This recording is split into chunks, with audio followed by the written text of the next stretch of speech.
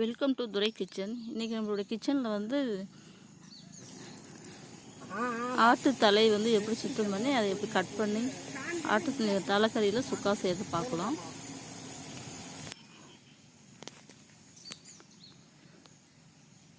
இது வந்து ஏற்கனவே நேற்று வீடியோவில் வந்து தலையை எப்படி க்ளீன் பண்ணுறதுன்னு சொல்லி அந்த வீடியோவில் ஏற்கனவே முன்னாடி ஒரு வீடியோ நான் போட்டிருக்கேன். இப்போ வந்து நம்ம தலையெல்லாம் சுத்தமாக க்ளீன் பண்ணியிருக்கோம். இது வந்து தண்ணியில் போட்டு பச்சை தண்ணியில் போட்டு சுத்தமாக கழுவி போட்டுட்டு தண்ணியில் நனைச்சி நம்ம க்ளீன் பண்ணோம்னா நல்லா ஈஸியாக க்ளீன் ஆயிரும். முடியெல்லாம் நல்லா வந்துடும், நல்லா நீட்டாக வந்துடும். அந்த மாதிரி க்ளீன் பண்ணிக்கணும். க்ளீன் பண்ணிவிட்டு நல்லா சுத்தமாக நல்லா கத்தி போட்டு சுரண்டி எடுத்துகிட்டு கழுவிட்டு அப்புறமா இப்போ கட் பண்ணுறோம். நம்ம இது ஃபஸ்ட்டு இந்த தாடை 2 பக்கமும் நல்லா கத்தி வச்சு நல்லா ஷார்ப்பான கத்தி வந்து கிழிச்சிக்கணும். ஒரு ஆளுபடுத்தி கிழிச்சு அப்படியே அந்த எலும்புலாம் நம்ம வெட்டி எடுத்தால் இப்போ அதுக்கு இந்த மாதிரி வந்துடும்.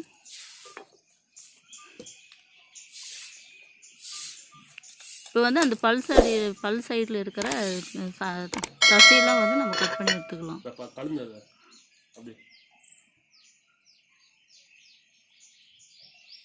கத்தி கலந்துங்க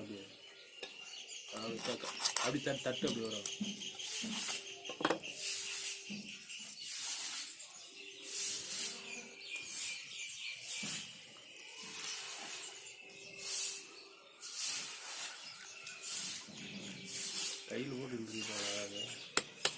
அதை அப்படியே அந்த எலும்பாண்டில் வச்சு பல் தாடையில் வச்சு நம்ம அதில் இருக்கிற கத்தி வச்சு நம்ம அப்படியே தட்டி விட்டாவே அதில் இருக்கிற எலும்பு தனியாக கறி தனியாக வந்துடும். அந்த மாதிரி நம்ம எடுத்தோம்னா ஈஸியாக எடுத்துடலாம்.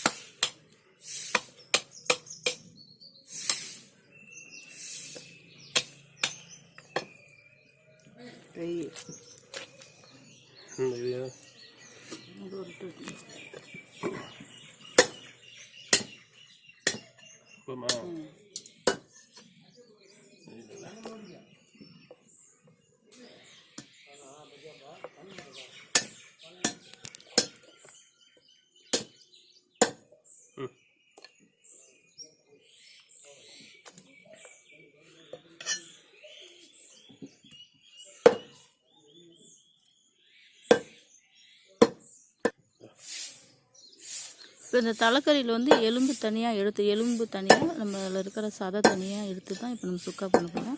தலைக்கறி மட்டும் தனியாக எடுத்து எலும்பு கறி குழம்பு வச்சுட்டு சதைக்கறி மட்டும் சுக்கா செய்ய போகிறோம். இது எலும்பு தனியாக சதை தனியாக 2 பிரித்து எடுத்துக்கலாம்.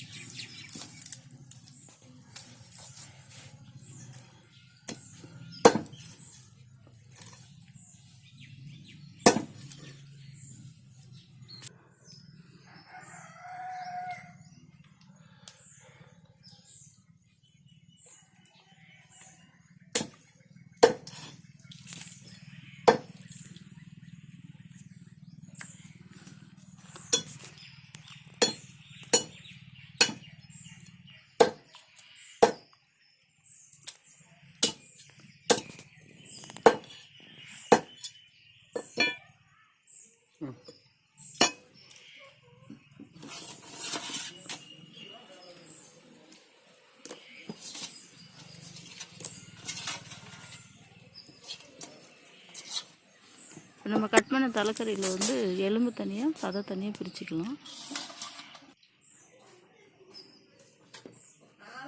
நம்ம கறியை வந்து நமக்கு கட் பண்ணி க்ளீன் பண்ணுறோம். இது ஒரு நல்லா சுத்தமாக கழுவிட்டு குக்கரில் கறி மட்டும் போட்டு தேவையான அளவு உப்பு போட்டுக்கலாம்.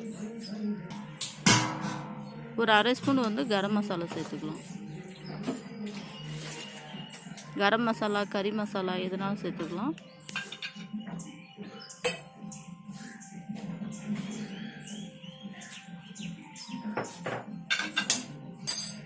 அரை ஸ்பூன் வந்து மிளகாத்தூள் சேர்த்துக்கிறோம். அது காரத்துக்கு ஏற்ற மாதிரி போட்டியோ குறைச்சி சேர்த்துக்கலாம். தேவையான அளவு தண்ணி ஊற்றிக்கலாம். நிறைய தண்ணி ஊற்ற வேணாம், நமக்கு அந்த கறி மூழ்கி வர மாதிரி தண்ணிட்டால் போதும். இதை இப்போ வந்து ஒரு சிம்மில் ஃபஸ்ட்டு ஒரு விசில் வச்சுட்டு அப்புறம் ஒரு 6-7 விசில் விட்டு நல்லா வேக வச்சுக்கலாம். கறி வெந்துருச்சு இறக்கி வச்சுக்கலாம். இப்போ வந்து இதை நம்ம எப்படி சுக்கா செய்யணும்னு சொல்லி பார்க்கலாம். நல்லெண்ணெய் ஊற்றிக்கலாம். நல்லெண்ணெய் ஊற்றி ஒரு சோம்பு போட்டு தாளிச்சிக்கலாம். இதுக்கு சின்ன வெங்காயம் தான் போடணும். சின்ன வெங்காயம் போட்டால் தான் அதோடைய டேஸ்ட்டு நல்லாயிருக்கும். சின்ன வெங்காயம் வந்து நாங்கள் அம்மியில் வந்து நல்லா நசுக்கி வச்சுருக்கோம். அதை போட்டு நல்லா வதக்கிக்கலாம்.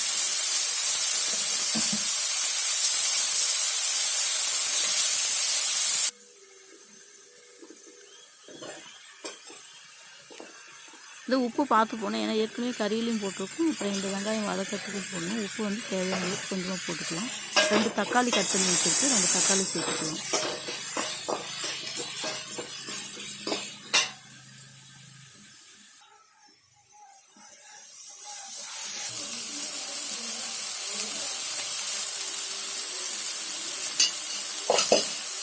இப்போ வந்து இதை நல்லா வதங்கின பிறகு சில்லி பவுடர் மிளகாத்தூள் வந்து 1 ஸ்பூன் போட்டுக்கலாம். காரத்துக்கு ஏற்ற மாதிரி சீட்டியை குறைச்சி போட்டுக்கலாம்.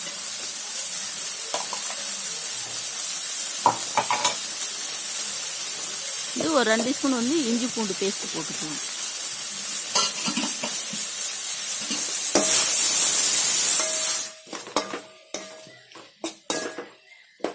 இது எல்லாத்தையும் போட்டு நல்லா வதக்கி விட்டுக்கலாம். நல்லா அடி பிடிக்காமல் மிதமான தீயில வச்சு நல்லா வதக்கி விட்டுக்கலாம்.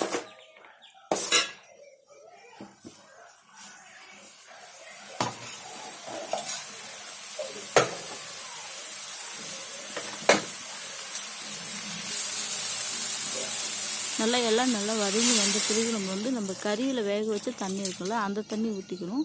ஆனால் வெறும் தண்ணிலாம் ஊற்றக்கூடாது. நம்ம கறியில் வேக வச்சுருக்க தண்ணி தான் எடுத்து ஊற்றணும். அந்த சூப் எடுத்து வெளியே ஊற்றி நல்லா கொதிக்க வச்சுக்கணும். இந்த ஸ்டேஜில் உப்பு காரம் எல்லாம் கரெக்டாக இருக்கான்னு சொல்லி செக் பண்ணிக்கலாம்.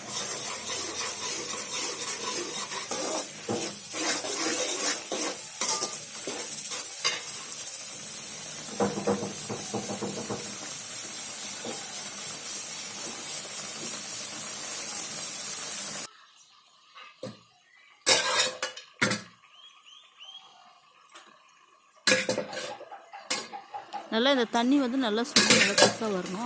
அந்த அளவுக்கு நல்லா சுண்டன பிறகு இப்போ நம்ம வேக வச்சுருக்கிற ஆட்டுத்தலை சதைக்கறி மட்டும் வேக வச்சுருக்கோம். அதை எடுத்து வெளியே போட்டு நல்லா வதக்கிக்கலாம். அந்த தண்ணி நல்லா சுண்டி கறியும் அந்த மசாலாவும் எல்லாம் ஒன்றா சேர்ந்து வரணும். அந்த ஸ்டேஜ் வரைக்கும் நல்லா வதக்கிக்கலாம். லாஸ்ட்டாக இறக்க போகிறப்ப ஒரு 1/2 டீஸ்பூன் வந்து பெப்பர் பொடி சேர்த்துக்கலாம். அதுதான் நம்ம செஞ்சு வந்து ஆட்டுத்தலை சுக்கா வந்து ரெடி ஆயிடுச்சு. இது வந்து சாதம், சப்பாத்தி, பரோட்டா, இதெல்லாம் தோசை இதோடு சேர்த்து சாப்பிட்றது ரொம்ப நல்லாயிருக்கும். இந்த வீடியோ உங்களுக்கு பிடிச்சிருந்தா என்னோடய சேனலுக்கு லைக் பண்ணுங்கள், ஷேர் பண்ணுங்கள், கமெண்ட் பண்ணுங்கள். துரை கிச்சனுக்கு சப்ஸ்கிரைப் பண்ணுங்கள்.